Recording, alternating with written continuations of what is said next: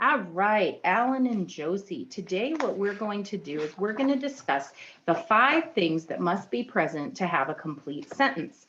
We'll call them the 5 requirements for a sentence.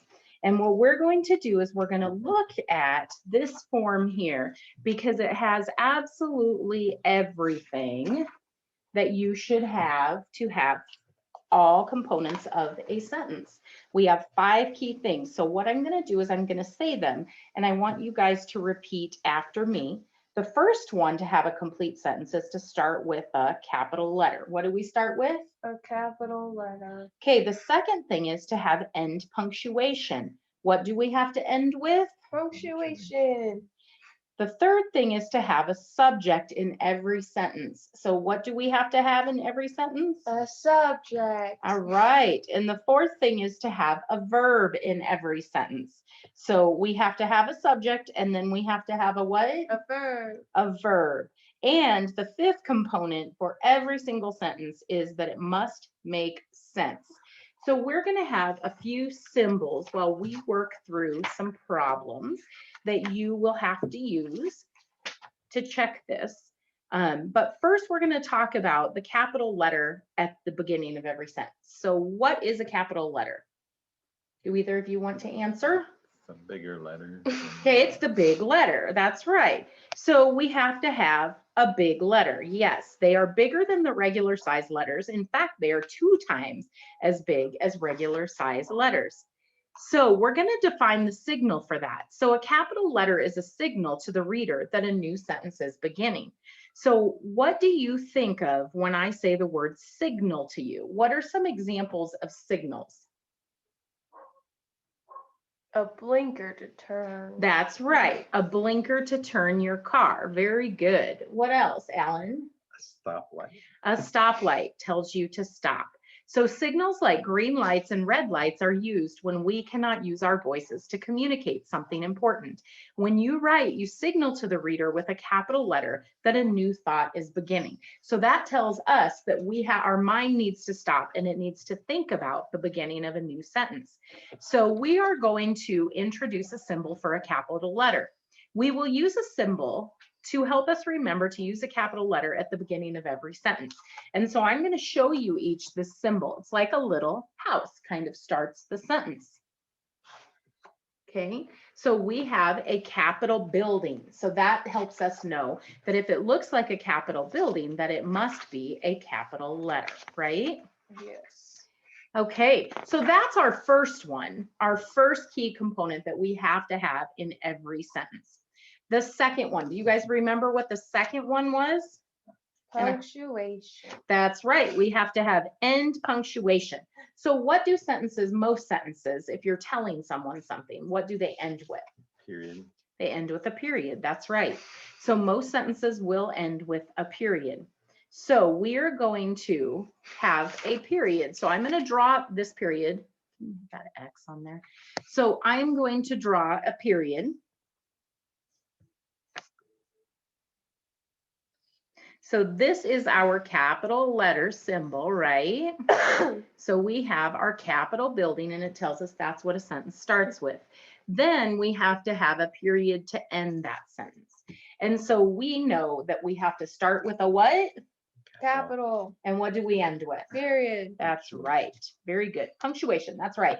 Because it might not always be a period. What other punctuation would a sentence end with? Question mark. Okay, and when do we use a question mark? When we're asking a question. That's right, when we're asking a question. So what other punctuation, Alan, exists? Exclamation. Exclamation point. And why would we use an exclamation point? You're excited. We're excited about something. Prove a We want, point. that's right, to prove a point. We want to have something really exciting.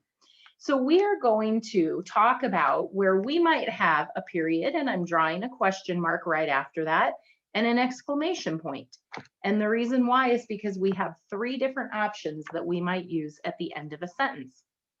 So we are going to give people signals, just like where we have a signal to start our sentence with our building.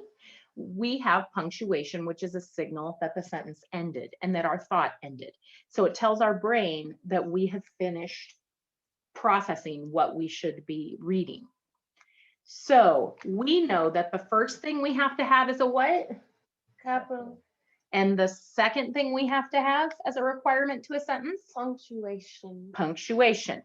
Now we have another component that we have to have, and that is we have to have every sentence starting, or not starting, but every sentence must have a subject.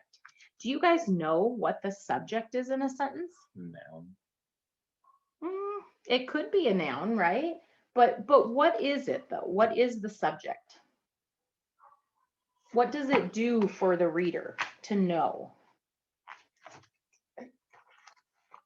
Okay, so I'm going to show you guys on cue card 2, we have a definition of the subject. So Alan, could you read me the definition of a subject? Person, place, thing, quality, idea, and sense. That was pretty quick. Josie, do you want to try that? The person, place, thing, quality, or idea that the sentence is about. Okay, so we have to remember that a subject could be a person, place, thing, quality, or idea.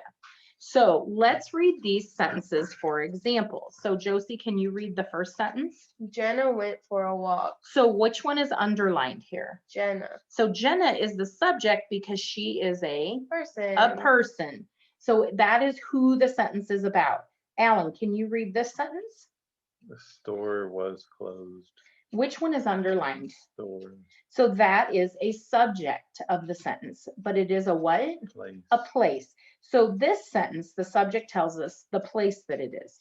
Josie, can you read this one? Balloons rose into the sky. Balloons are what? Things. Okay, so balloons are things. Alan, Silence filled the streets. and what is silence? It is a, Quality, okay. And then Josie? Peace was declared at midnight. Okay, so that is a subject of our sentence. And that's just a review because I know you guys are so good at this that you will know those. And we're going to practice those in just a little bit. Okay, then what we're going to do is we are going to define the third component that we have to have in every sentence. And so the first one is what? Capitalization. Okay, what's the second one, Alan? A punctuation. And what was the third that we just learned? Subject. The subject. Now what we're going to do is the fourth one. And I'm going to show you guys the next cue card for that, makes sense. which is, what is this? Do you guys know what that says? Action. Action verb. verb. And what is an action verb? A word that shows the action of the subject of the sentence. Okay, so we could have any action, right? So the examples they give are walk and run. It could be something we do with our body. It could be something we do with our mind, like think and want. And so the verb shows the action in this sentence. So when we're looking at our subjects and our verbs, we are going to put something over them to signal that that's what it is. So when I have a subject, I am going to put an S above it to identify that that is the subject of my sentence. When I have a verb, what do you think I'm going to put above it? V. A V, because why? Verb starts with V. Yeah, so look, we now have our capital letter, right? Every sentence has to have a capital letter. Then we have to end with what? Punctuation. And then we have to identify our subject with a what? S. And then our verb with a what? B. Okay, very good. All right, so you guys have made it through 4 of those key points. Now, the final one is that every sentence must make sense. Why do you think every sentence has to make sense? So you don't lose the reader. That's right, because it's giving you a message, right? And so we know that every sentence has to make sense. So for example, if I say the boy jumped, it has a subject and it has a verb, right? Is that a full sentence that you got a message from? Yes. The boy jumped. Okay, so if I write this sentence, I want you guys to tell me if it makes sense. Alan, can you read me that one? The book smiled. Does it have, let's go through our list here quick, just to practice. Does it have a capital letter? Yes. It does. Does it have punctuation? Yes. And what punctuation is used? Period. Very good. Does it have a subject? Book. Okay. Josie, does it have an action? Smile. Okay. But we have to look at the fifth thing now. Does it make sense? Can a book smile? No. it No. cannot. No, so it doesn't make sense. So this sentence does not work because it met all the other criteria except for our fifth one of does it make sense? Okay, so those are the 5 things that we have to have present before we can know what we're doing understand what we're learning, right? So let's review them before we do some independent work here. We'll look at some sentences together, and then I will have you practice some of them. But what is the first thing we have to look at for a sentence? Capital. Does it have a capital? Second thing, Josie? Period. Or punctuation in Oh, general, right? Because it could punctuation. be what else besides a period? Question mark and explanation. Okay, so now what's the third thing? Subject. And what's the fourth thing, Josie? Verb. And the final thing is what? Makes sense. Does it make sense? So what we're going to do, I want you guys to open your booklets to the first lesson on page 3. And what I'm going to do is we're going to work through this first set together. And what we're looking at, we are checking for capitals and punctuation and making sense. Gross. Okay, so checking for capitals and punctuation and does it make sense? So Josie, read the first sentence for me and then we're going to walk through our steps. The moon swam. Okay, so what's our first thing to check for? Capital. Okay, so if we did not have a capital, and we'll see what we'll do with those, we would actually write the capital over it. So Alan, I want you to follow along with number 1 while we're working here. So with first thing, the second thing is what, Alan? Punctuation. So does it have punctuation? It does. It does. So we don't have to make any changes because we know it has it. So we have capital and we have punctuation, right? Yes. You have to turn in. Okay, so then I want you guys to ask yourself the third thing. What is the third thing? Subject.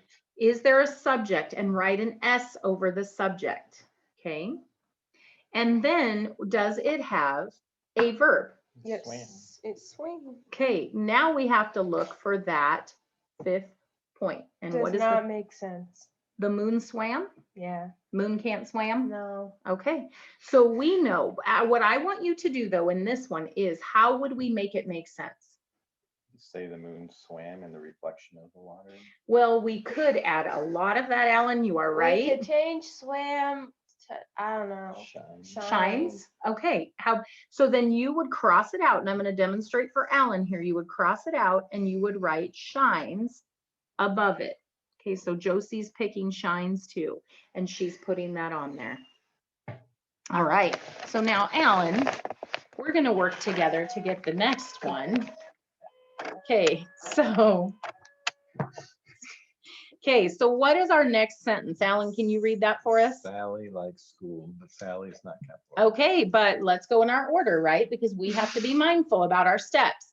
So our first thing is, does it have a capital? No. So how are we going to fix that? Write it over. We're going to write it right over it to make known that we have the capital, right? So I'll give you guys the 1 for the first one because we fixed it. What's the second thing, Josie? Punctuation. Do we have punctuation in this sentence? Yes. We absolutely do. Yes, we do. Okay, and then what is our third point? Subject. Does it have a subject? So, Sally. okay, very good. So Sally, so we're going to put our S over that so that we know that we have that subject. And does it have a Verb. Yeah, we're actually kind of jumping the gun. I think we don't need to mark those subject and verbs, but that's okay. All right, so then, does it make sense? Yes. Can Sally like school? Absolutely, Sally can like school. Okay, so what I'm gonna have you do, Alan and Josie, I want you guys to do number 3 on your own, and I will be here to support you. Oh, very good catch, Alan. Good catch, Josie. Okay, so what our first thing is what? Capitalization. What's our second? You guys found that? Yep. Okay. Punctuation. All right. And then does it make sense? Yes. Yes. Okay. All right, go ahead and do number 4.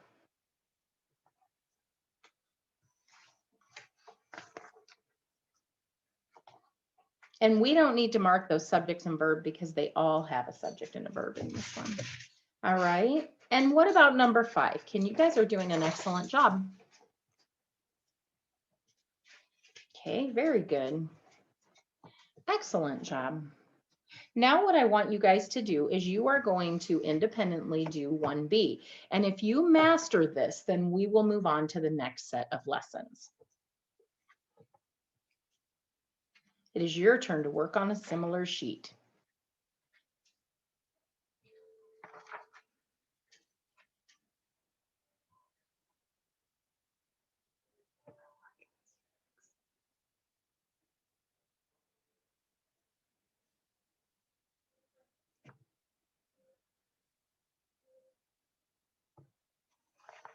Very nice job, Josie.